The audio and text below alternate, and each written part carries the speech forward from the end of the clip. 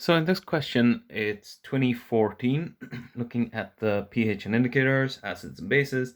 It came up in question 7. It's most of a full question there. The only part of this question, part D and E, that are in other chapters. So if we're looking at A, B, and C, which is there's 12 and 6, 18 marks not from pH and indicators chapter. So that would mean that there's 32 marks that are from that chapter. So that's 64% of the question.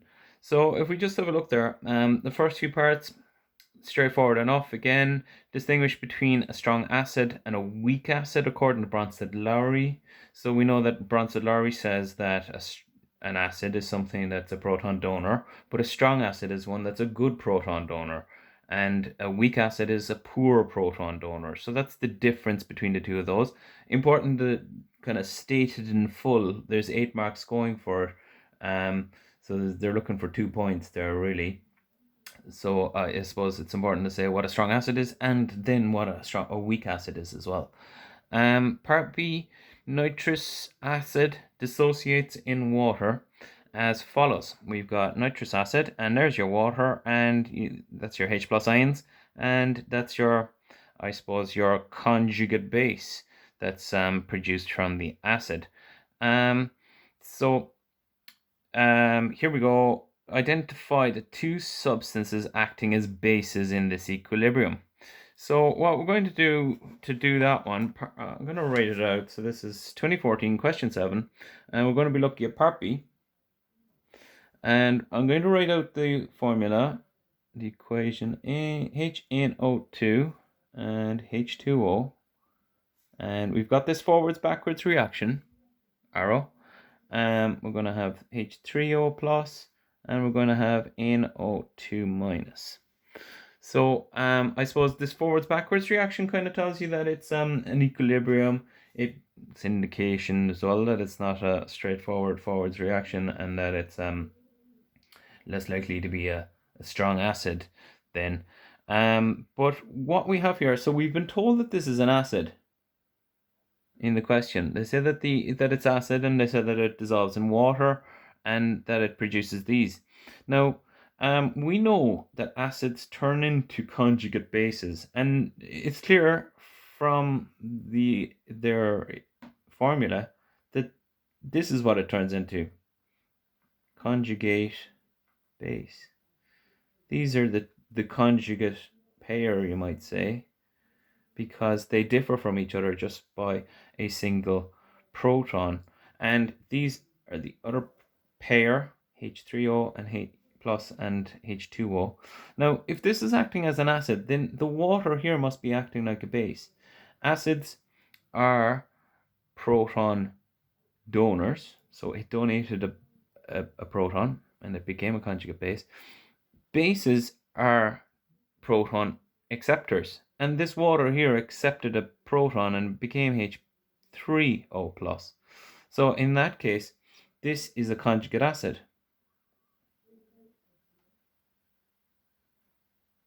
I suppose the way to look at it is that whatever way we draw the equation as forwards, because this is a reversible reaction, you could put these on the left and those on the right if you wanted to.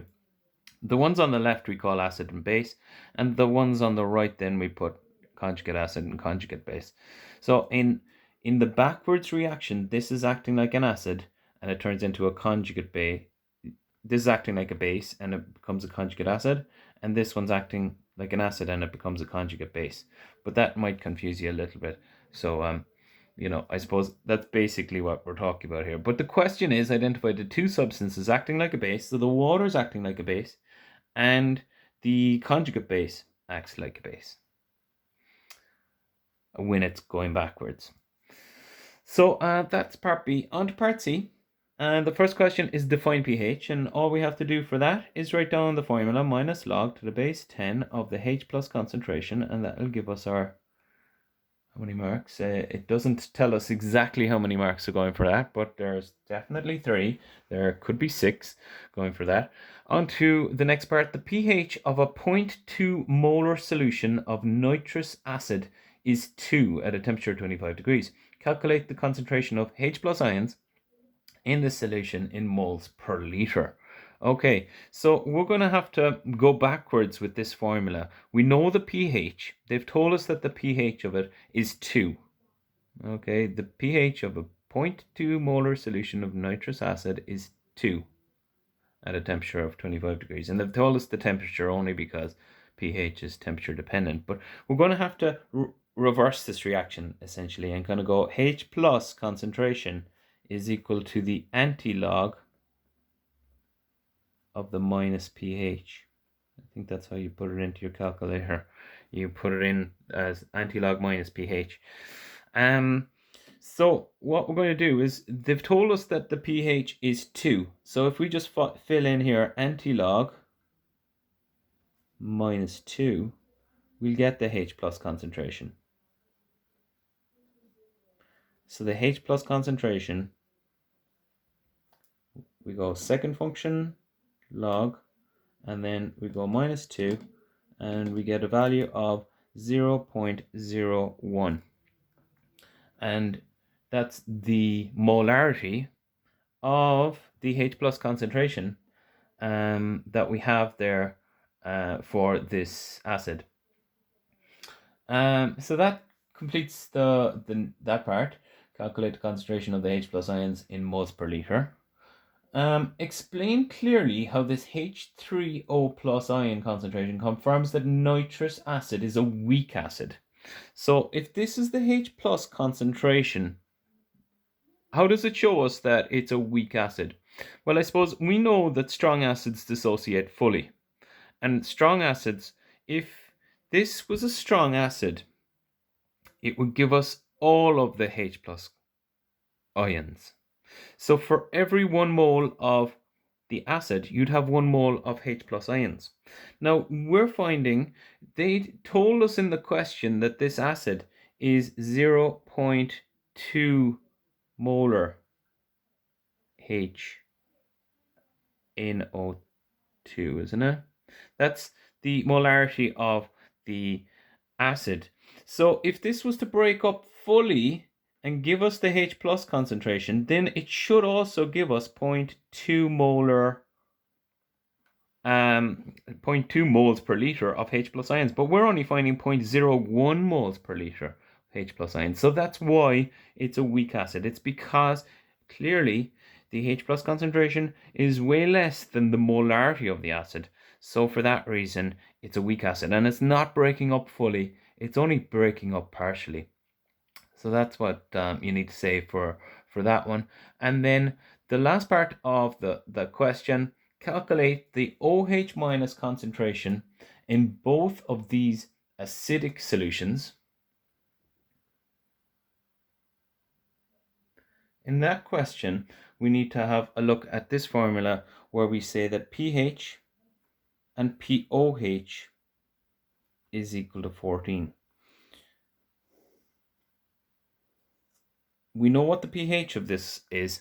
We know the pH is 2. So if we fill in 2 here, we can find out that the pOH is equal to 14 minus 2, which is 12.